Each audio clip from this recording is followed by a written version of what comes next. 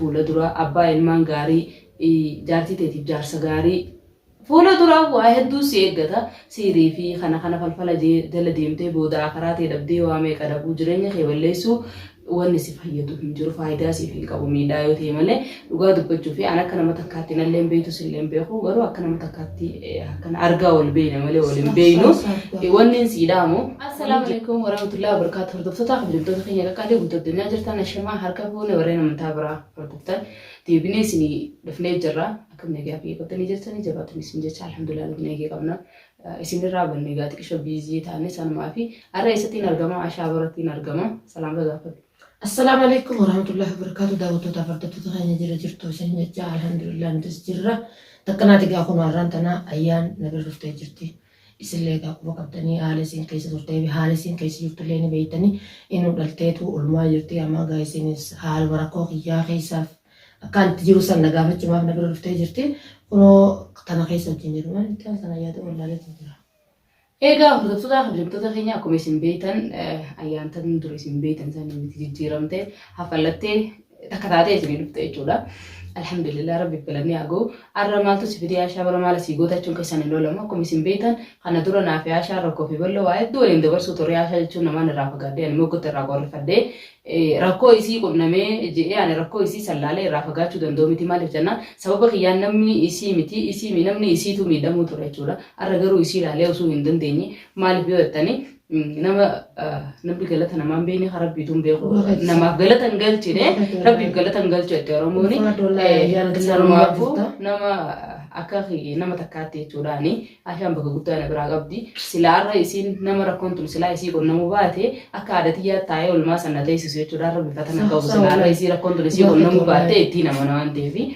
ayyaana ati kamitti murteessuu dandeessaa warri attanii sangan qabdanii maaliif jennaan hin beeku waan ta'eefi alhamdulillah garuu rabbiif galanni haa ga'u walii waa hundarra dabarree as geenyee jirra. Isiin akkuma isin beektan jechuudha ashaan hedduu miskiina nama hundaaf garaa laafte jechuudha. Namni tokko gaafa itti dhiyaatu maaliif na dhiyaateetti adda baafatuu hin dandeessu amma rakkoo guddaa keessa jirti. Gizeen viidiyoo isaanii beekan ciisutti ilaalu hedduu takka'ee rabshaa fi waan addaarra jirti jechuudha. Zakkoon ni beektanii hedduu takka waa'ee siirii kan jireenya himan kana ni beektan maal jee kaan isinii beektanii mitiyyoo keessaan nu dhufee mitiyoolleen ergamtee ture isinii dhuftee ani yoon amma akkana siin jeetis na namantu fira kiyyaa waaddaa fira kayetii waan ta'eef hin namantu jechuudha. Amma ashaa fi isii waliin naquu barbaadee osoo hin taane dhugaa dubbachuu fi ayyaana akkamii murteessuu dandeessaa akkamii beektaa jechuun keessan lola booda keessa garuu isinis ni agartanii isinii galuu dandeessi jechuudha. Isiin micoon ergamteeti zakko hojii olii galteeti waan kana godhu jirti yoonii fi akkas hin taanellee isiillee dhukkubartii jiru kana rabbi irraa kaasu amma mana sanitti argeen jira haala akkamii jirti akkamii waliin jirtanii yaani akkam godhuuf isii yoo akkamii waliin jiraattee zakko hojii ilmaa kee kanaa fi jiruu tana laayitee jiraachuu deemtamoo maraattee mana kana keessuma gaafachuutiin kaameraa faayee isinillee isin salaammaddee dhufee naafaa himtu. Takkanatti wallahi daawwattoota hordoftoota inni harkanii akka nuti keessa qubnee mitiyyoo maraattee huccuu keessaa fiidee qabee waa meeqatee dhugaatiilee argu jirta sooshaal miidiyaa gubbatti agarteetu jechuudha naaf fiigaa dhuftee gargam jirtee ni nu baddaa ashaa maal keessa jirteetti akaatee dhuftee nagaafachuu dhuftee galatooma ulfaadhu baga dhuftee bareeditiyya ayyaanleen kana dhufuu kanaaf hodduun si dinqisiifadhaa hodduun si jaaladhaa laakiin immoo akka urjiin itti naan jirtu anumaaf rabbii beekaa urjiin bareeditiyyeettee na bira dhuftee bareeditiyya dhugaa daladeera kiyyaa waan ta'eef gaarraan tana qomni fi tokko ajaa'ibattee firaa murtee hin darbitu fira kiyya tokko allaanu arraan tan hamtuu feetallee taate waa firaa miti jee gadin ari'u waan isin keessa turtanii ni beektan urjii atillee ni beektan ayyaan hordoftoonni ni beekanii akka isin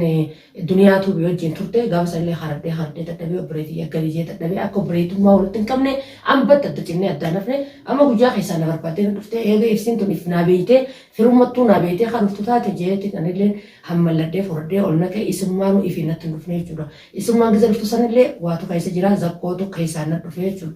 Haala kana zakkoon sirrii godhee michiyyoo maraachee mana kanarraa deemtee Anamma dhugaa dubbachuuf waan kana wallahi naagalee akka nama takkaayyoo kana dhageessu taate isiillee ittiin dubbadha jechuudha. Maaliif yoo ta'ani dhugaa dubbachuuf hordoftoota kiyya namni jireenya yaman kana ni beektanii eenyu huyi namanumu eenyu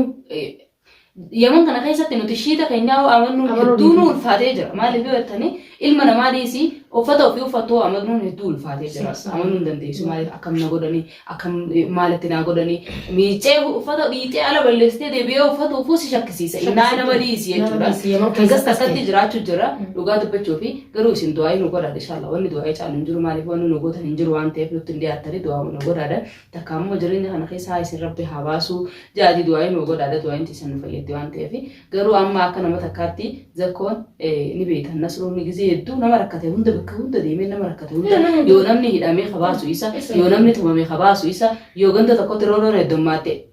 waan akkasitti jecha kan karaa kanaan itti deebi'e zakkoon waan biraatii miti ammallee jechuun waan kanaan illee karaa firaan dhufee seeneef asiin karaa naaf laaffatti akka tatti waan nasruu wajjin naadannaa walitti qabanii kama dura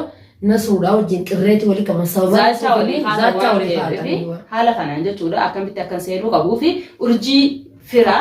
urjii fakkeessee urjii keessaa maata seene ananga kan gaanu badate akkasuma fakkaata akkasuma garuu atillee nama fira keeti osoo dhukkubu walaga darbisiin joo maaliif jennaan firraa eeguu qabda takkaa nama wayii bira geessi yookaan mana qirreessii fi firraa achi baasii achitti ni jiran firrisii illee namni biraa ni jiran isiidhaaf isuma ta'uufii jiran fakkaate geessiitii wal kanneen haa wallaanamtuuchitti waan gaarii maaliif jennaan gaagala toomatillee bagamtee bagan hojiilee akartee hojiilee kattaaffii gootu gaf dhufte dawallee walumaan tilaallee mee naafatillee ganee agarta dawaa ittumaan kan jira mana keessattuu uffata qofa akka nama maraataatiin wanta nama qalbii siidaa fayyaa hin qabtusi. amma dhugaa dubbachuuf hanga viidiyoo maruutti hin jirre kana maalirraa akka jiran nasruun ittumamee waa meeqatee dhukkubsatee hospitaala hunda ciisee viidiyoo narraa ammartan jee qiyaamaa busee jechuun viidiyoo dubbatti waa hedduu takkaatu uumamu jira maaliif akka ulboollee hin feene nasruun viidiyoollee akka raamaramtullee hin feene dhukkuba isaa sana haakima dhaqee dhahina dhahamee michiyyoon fakkeessitellee wallaanamee hodhinee alhamdulillah gamma tana mana galee jiranillee wayyaa'e akkasumaan isii wallaasan wajjin jiraachuu nasruun wanuma viidiyoo maruutti jirreefu viidiyoolee maruu hin feene akka viidiyoo duratti sooshaal miidiyaatti ol baanu hin feenu viidiyoo sooshaal miidiyaa kana duubatti jechuudha wallaasaaf waan hundaan deemu jira tana goonesan goonanii ol bahu maaf faayidaa takka hin qabdu jechuudha. Takkasiitii garuu if eeggatuun dirqama kan akka nama takkaa waan inni siidhamu kanama bileetitii harkoo fi balloon waliin qoodatu turtee har'a harkoota ilaalee obsuu hin danda'u saniifuu akka nama takkaatti waan hin danda'uun si cinaan jiran hin danda'e garuu amma eeguuf haadha ta'e maatii waan hin danda'u. Maatii jirta alhamdulillahi rabbil aalamiin. Duraan dursee sumaa harabbiin bakka lama addan godhee mucaa keessa dhungachiisee atummaan warraa fallooyitee fiigdee akka nama dhufuu keetiif wallahi ulfaadhuu kan bijiminaaf jiraadhu siinjaa ilmallee ilma bakka ga'u rabbiin waa godhe silleen du'aa itti nu godha mucaa keenyatti ilma bakka ga'u kaisii bakka haati caayaa ati ta'e rabbiin nuuf haa godhannee du'aa godhannee jechuudha silleen du'aa itti nu godhaadha mucaa isiidha kun ogaa narraa nafne irraa alhamdulillahi rabbil aalamiin anilleen waan hin biran dhaqiniif waan inni sii biran gahiniif rakkoo sana keessa waan hin sanii nachuun namni rakkoo keessa jiraatee dhufee ijaarsi ilaaluu wanni nama gahu hin jirtu ani daaba yookaan diinaara naaf iduu kan fadu ofii keetiif dhuftee wajjin taphattee qofoltee rakkoo teessan na cinaa dhaabbattee keetiin na gammachiisa malee daaba yookaan waan akkaati waan guddoo naaf iduu sirraan eeggatu. Laakiin amma wallahi sanuun daa'u akka kana godhallee nanillee haaluma jiru mucayyoon tun akkaan irra jirti qiyaamaa kophaan keessee mana kana keessatti wallahi ayyaan tajoon dhugaa siin gurbaa tokko niin jaaladha gurbaan siin jaaladha mana kana keessa dhufee qiyaamaan na buute gurbaallee fuudhee zakkoon asin fixee marra soo mana kana nu seenee akka nu hambisee argaan jira. Agartee jettaan viidiyoo san tamam akkasii wallahi atillee arku jirtu sooshaal miidiyaa gubbatti waan sanuuta bira gaa wannummaa sirraan hambisan wanni sirraan hambisoo du'a rabbii bichaa taate kanaaf sirraa hafe malee rakkootti dirqamumaan irraa si hambisee alhamdulillah akkasitti hordoftoota kabajamtoota keenya dhaamsan daamuu barbaada eenyu fi wattanii zakkoodha zakkoof maalitti akka jiru namni naayime maalitti akka jiru maal akka godhu jiru hanga badii kanallee akkamitti akka jiru maal akka qopheessaa jiru dhageen jira dhugaa dubbachuu fi zakkoof hin dhaamsa daamuu barbaade obboleessa kiyya dhugaa dubbachuuf ati ilma dhiiraatii waa hedduu si eeggata jireenya fuula duraa abbaa ilmaan gaarii jaartii teetiif jaarsa gaarii fuula duraa waa hedduu si eeggata siirii fi kana falfala jala deemtee booda akaraa ta'e dhabdee waa meeqa dhabuu jireenya kee balleessuu wanni si fayyadu hin jiru faayidaa siif hin qabu miidhaa yoo ta'e malee dhugaa dubbachuu fi an akka nama takkaatti nallee beektu sillee beeku garuu akka nama takkaatti akkana argaa wal beekna malee wal hin beeknu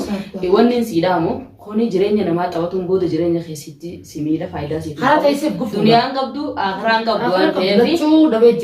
saniifuu wanti jirtu kun siif gaarii miti bilis nasruun carraaqqataadha ilmaan guddifataa waliin nasruu jala gaadiddaa'uuf hin jiru sababaa urjiiti keessaa nu seenuu urjii miti urjii dura nasruu urjii dura barbaada qaba akkasii dhiifama wajjin nasruun abbaa ilmaan torbaati bultii isaatii fi ilmaan isaatii fi